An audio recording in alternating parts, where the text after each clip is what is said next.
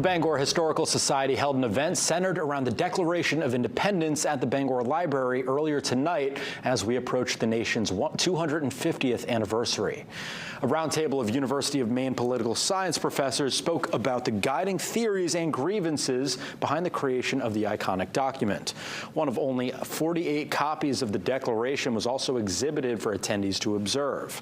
Organizers say the Declaration is the glue that continues to hold different political factions, agendas, and different people from all walks of life together, and that in today's day and age, it's as significant as ever.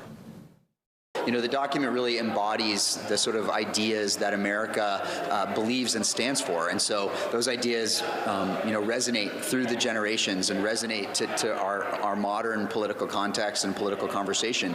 And so it's really important to be reminded of the founding principles, as we are 250 years into this great experiment that is the United States.